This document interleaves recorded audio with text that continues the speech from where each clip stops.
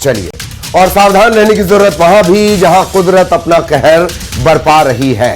हिमाचल प्रदेश के रामपुर के पास जमात खाने में बादल फटने से कई वाहन यहां पर बह गए। शाम 6 बजे के करीब रामपुर के साथ लगते जमात खाना इलाके में अचानक बादल फटा, भारी तबाही मच गई। स्थानीय लोगों के अनुसार आपदा के चलते भारी मात्रा में मलबा आया, जिससे कई वाहन इसमें बह गए। नाले से एकदम से अचानक पानी बहने लगा, निकल के जबरदस्त रफ्तार में जो है साथ में गाड़ियां भी 4-5 बहा ले गई।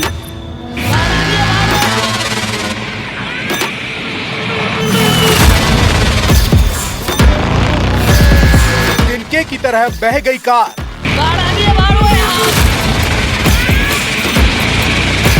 सड़क पर बहने लगी नदी। मलबे में दफन हुई कई गाड़ियां।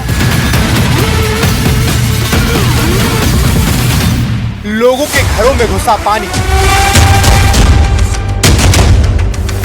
तबाही की ये तस्वीरें हैं हिमाचल प्रदेश से, जहां रामपुर के पास जमात खाना में बादल फटने से कोहराम मच गया। कुदरत के इस कहर के बाद जो तस्वीरें आई वो हैरान करने वाली है। बादल फटेगा, अभी बात ही कर रहे थे, उसने फट गया। बोल ही रहा था बादल फटेगा। बादल फटते हुए मेरे को अब जाना है, तेरा क्वार्टर कहाँ है? एकदम 1 सेकंड में आया पानी।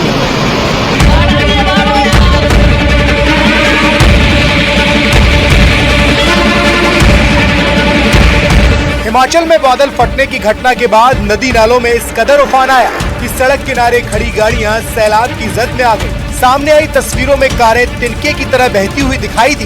कुछ कारें बह रही थी तो कुछ बहकर किनारे अटकी हुई थी। सैलाब के प्रचंड प्रहार की एक और तस्वीर सामने आई। हिमाचल प्रदेश के रामपुर में जब बादल फटने के बाद सैलाब आया तो कई गाड़ियां इसकी जद में आ गई, और जब सैलाब गुजर गया तो गाड़ियों का हाल कुछ ऐसा नजर आया।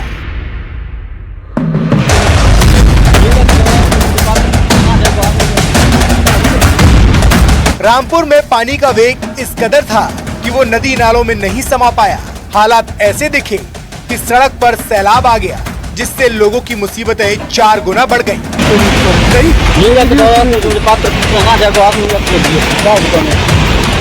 शनिवार की शाम करीब 6 बजे मूसलाधार बारिश के साथ अचानक पानी और मलबे का सैलाब आया था, और इस सैलाब ने चारों तरफ तबाही ला दी।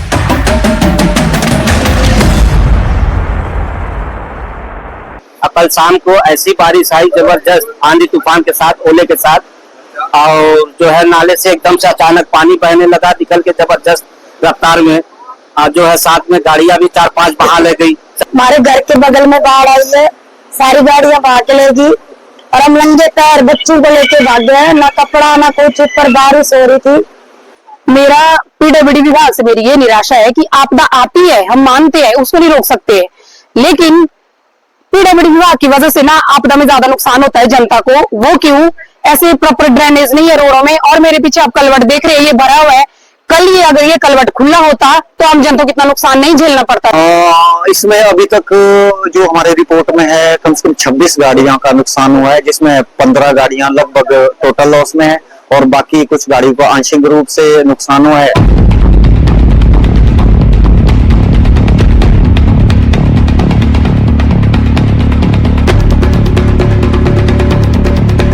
कारों की समाधि की ये तस्वीरें इस बात की गवाही दे रही हैं कि यहाँ कितनी बर्बादी आई। अचानक से बादल फटने के बाद आसमान से हुई बारिश ने सैलाब का रूप ले लिया। पानी के साथ मलबे ने भयंकर तबाही मचाई, जिसका अंजाम कुछ इस कदर सामने आया कि तबाही का मंजर ऐसा दिखा कि कुछ गाड़ियां आधी दफ्न दिखी तो कुछ गाड़ियां जमींदोज नजर आई। सड़क किनारे खड़ी करीब 25 गाड़ियां मलबे में बर्बाद हो गई।